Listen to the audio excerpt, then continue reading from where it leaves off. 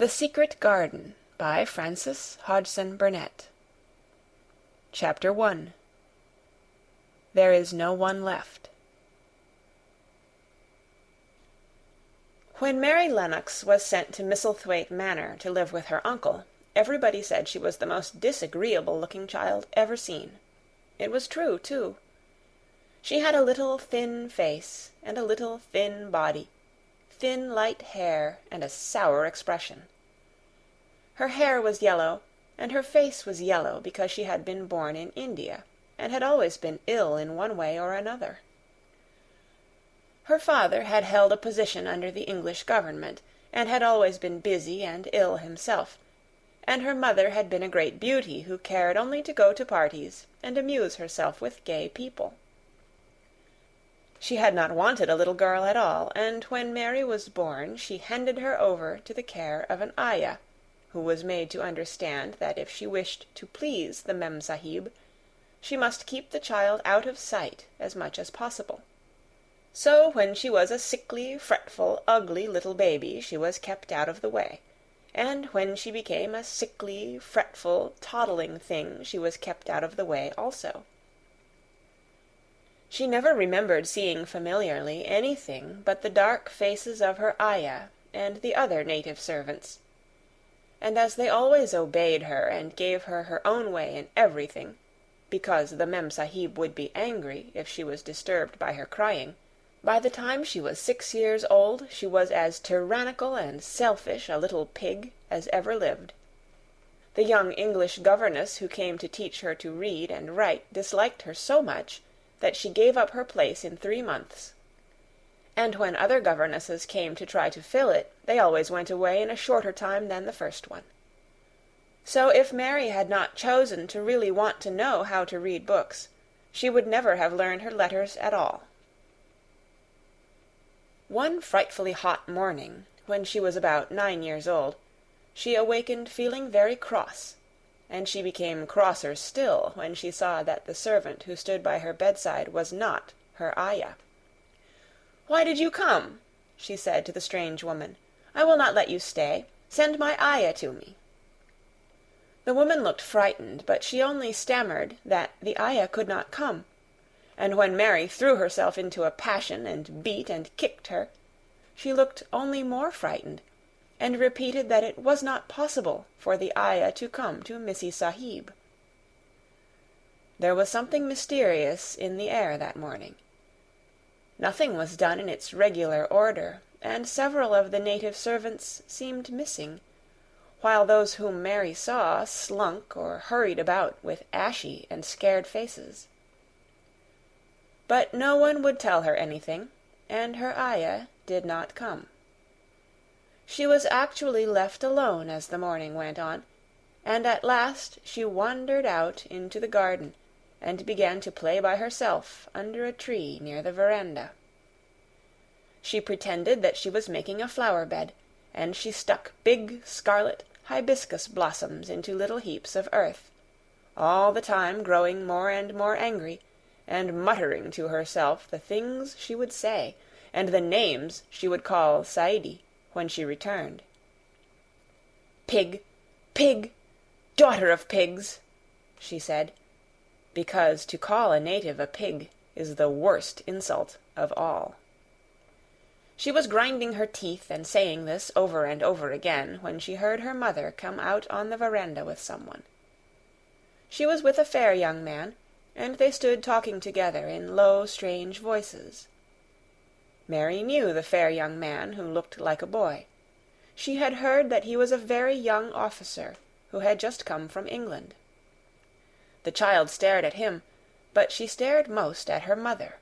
She always did this when she had a chance to see her, because the Mem Sahib, Mary used to call her that, oftener than anything else, was such a tall, slim, pretty person, and wore such lovely clothes.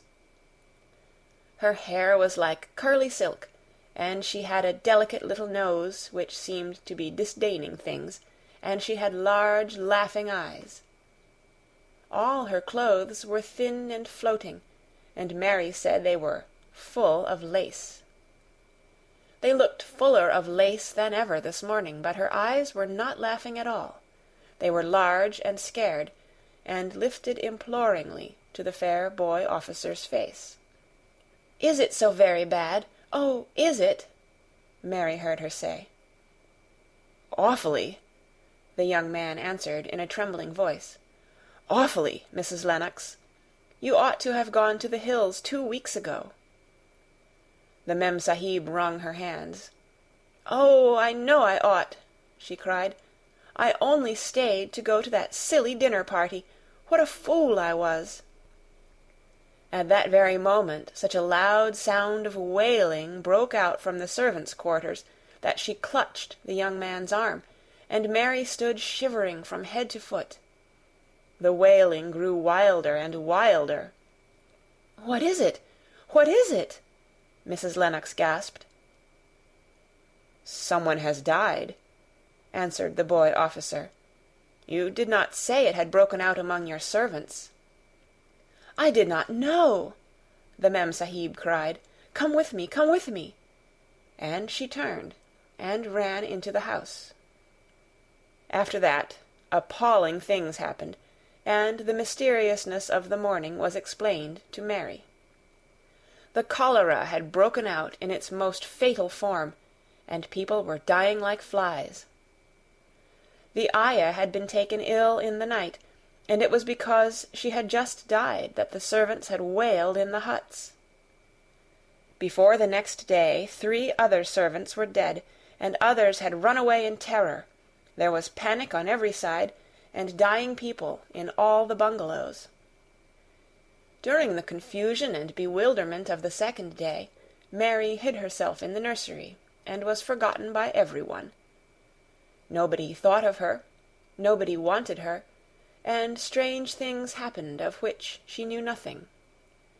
Mary alternately cried and slept through the hours. She only knew that people were ill, and that she heard mysterious and frightening sounds.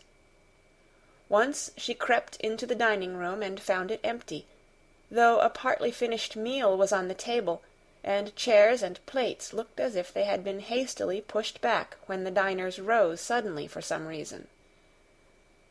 The child ate some fruit and biscuits, and being thirsty she drank a glass of wine which stood nearly filled. It was sweet, and she did not know how strong it was.